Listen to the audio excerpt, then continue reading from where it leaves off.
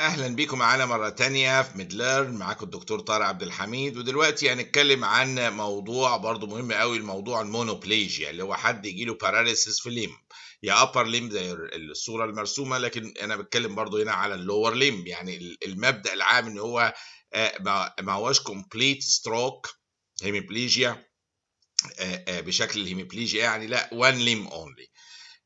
ده يخلينا نفكر لما نلاقي هنا هو في وان ليمب افكشن، لازم اهم حاجه اشوف الريفلكسز، هل هايبر اكتيف، ار ذير هايبر اكتيف اور باثولوجيك ريفلكسز موجوده ولا لا. احنا عشان نبقى في الصوره وفاهمين الموضوع ده، لو حصل لقينا هايبر اكتيف ريفلكسز، بفكر في حاجه اسمها upper motor neuron lesion. هي الفكره ايه؟ اللور موتور نيورون هو عباره عن anterior horn cell اهي، وادي نيرف اهو، وادي مصل. انا اشرحها في النيورو باذن الله. ده اللور موتور نيورون، انتير هورن سيل والبريفرال نيرف والمصل.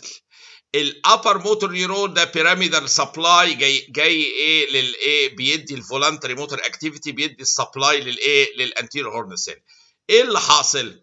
ان هو البيراميدال تراكت هو اللي بيحرك، بس عشان يحرك بسلاسه عاوز التون يبقى قليل، يعني لانه تصور عضله متشنجه يبقى الحركه صعبه قوي. فالبيراميدال تراكت زي ما بيدي موتور امبلس، بيدي امبلسز تنهبت التون والريفلكسز في الماسلز، عشان الماسلز تبقى سلسه في الحركه، ما تبقاش متشنجه، يحركها ازاي؟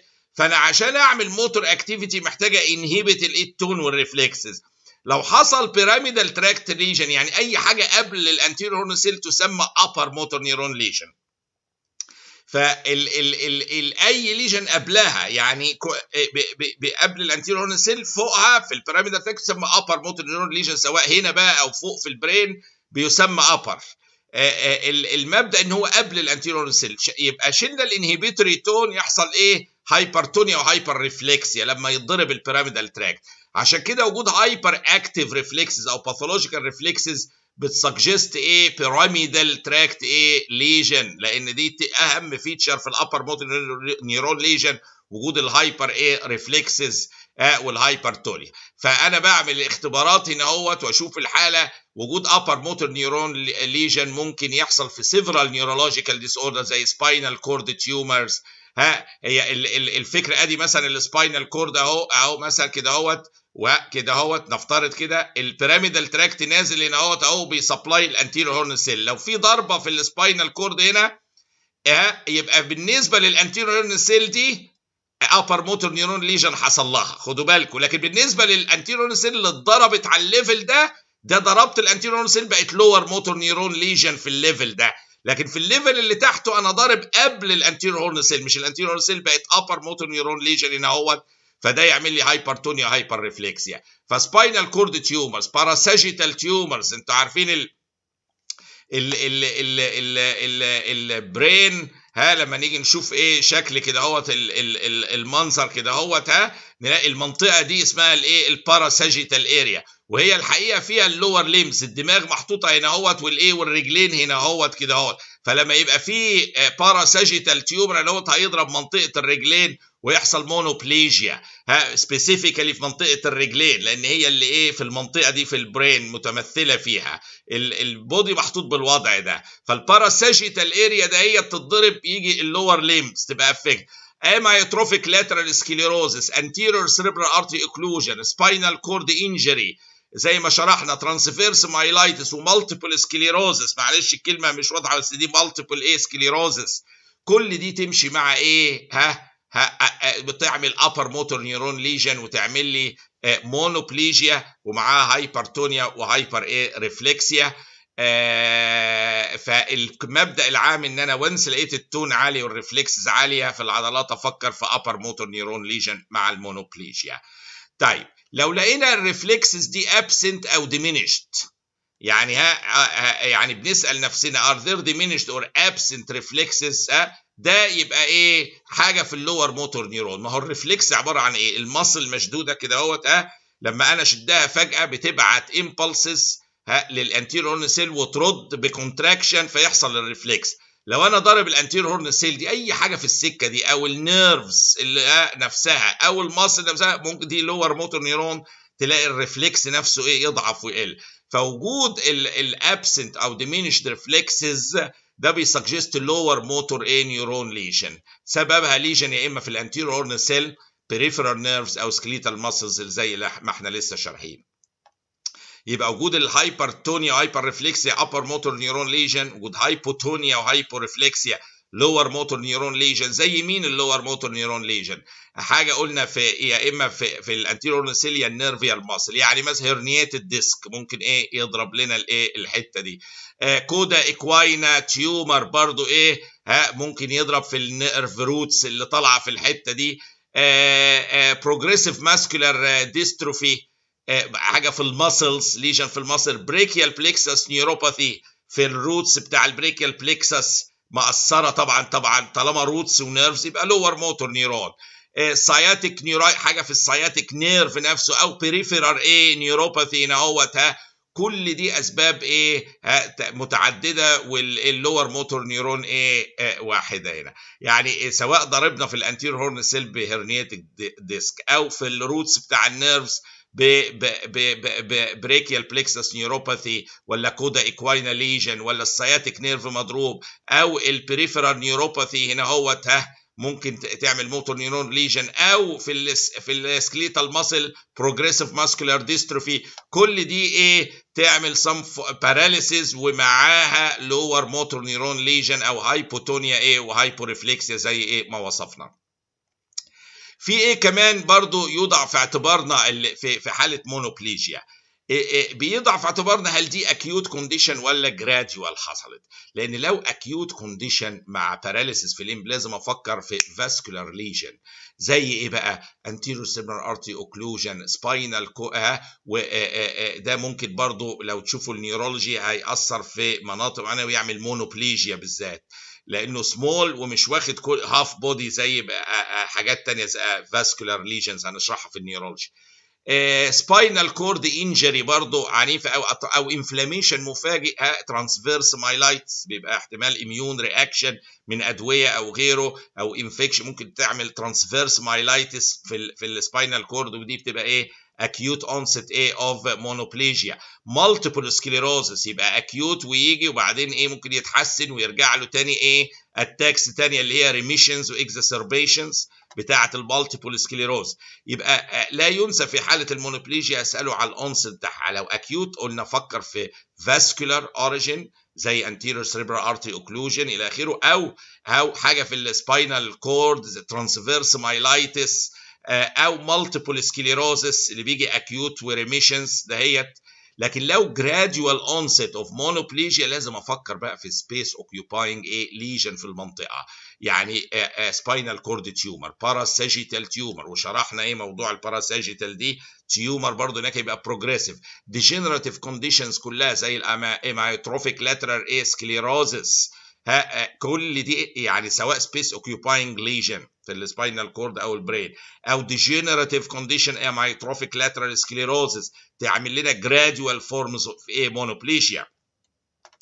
يبقى كمونوبليجيا بصينا بسرعه على الريفلكسز. هايبر ريفلكسيا ده upper motor neuron lesion قبل الانتيريور هورن سيل.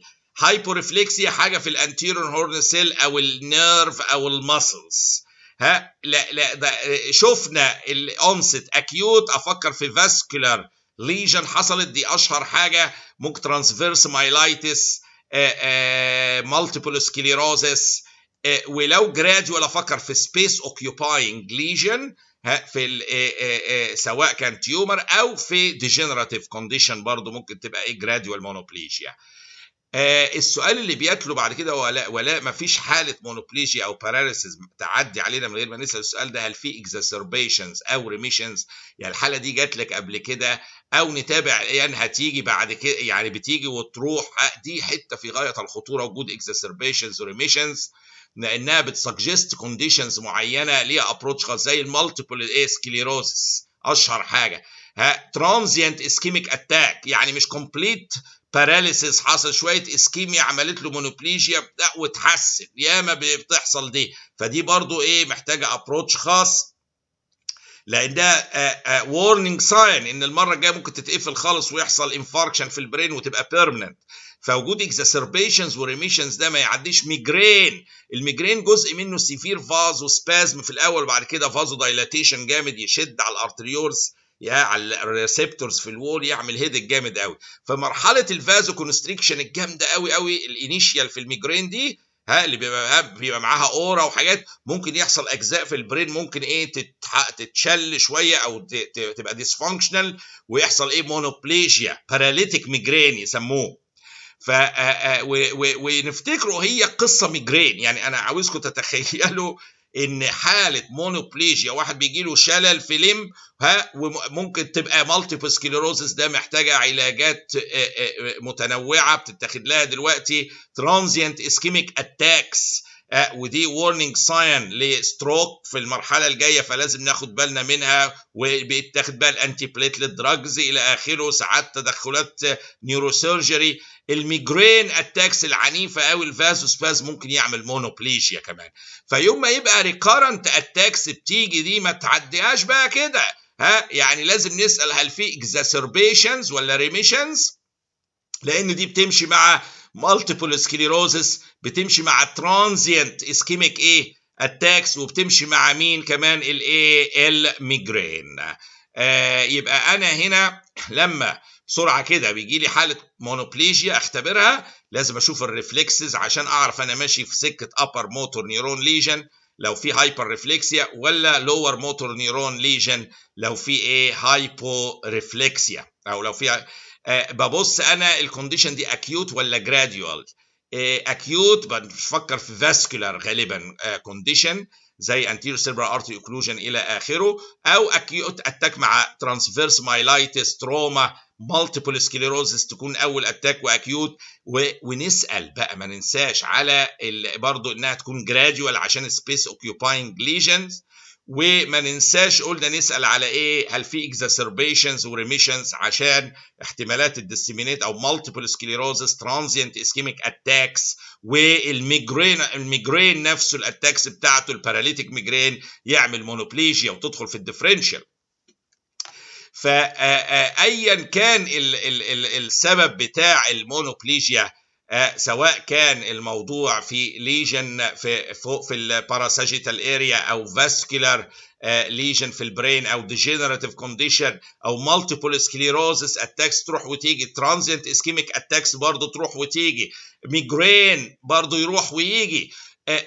كل دي ايا كان سببها، اهم حاجه ان احنا نضع نفسنا في اتجاه صح، سواء بنشوف الكونديشن دهيت كانت فيها هايبرتونيا وهايبر ريفلكسيا، نفكر في ابر موتور نيورون ليجن. انا بس بحب احاول اجيب الصوره. بنشوف هل هايبرتونيا فكر ابر موتور نيورون ليجن، ولا هايبوتونيا وهايبورفلكسيا لور موتور نيورون ليجن، اكيوت اونست فاسكولار كونديشن وترانسفيرس مايلايتس وتروما، gradual onset ده space occupying lesion لازم افكر فيه تيومر مثلا، واكزاسربيشنز وريميشنز قلنا طبعا multiple sclerosis transient ischemic attacks وميجرين ممكن تدخل في الصوره. فيبقى كده انا لما يجي لي حاله مونوبليجيا اختبرها سواء في الكلينيك مجموعه او في الاكزام مجموعه اسئله معينه واكزامينيشنز ابر موتور لور موتور اكيوت ولا جراديوال اونست، في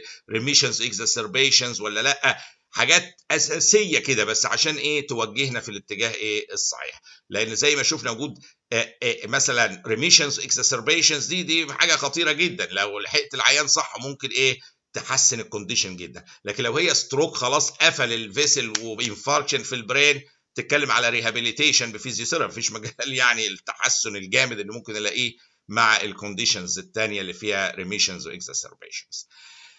anyhow بصوا على السلايدز دلوقتي، راجعوها وترجعوا لها تاني السلايدز اللي عاوز يرجع الفيديو مره ثانيه وثالثه طبعا، وان شاء الله على لقاء مع موضوع اخر باذن الله. شكرا جزيلا.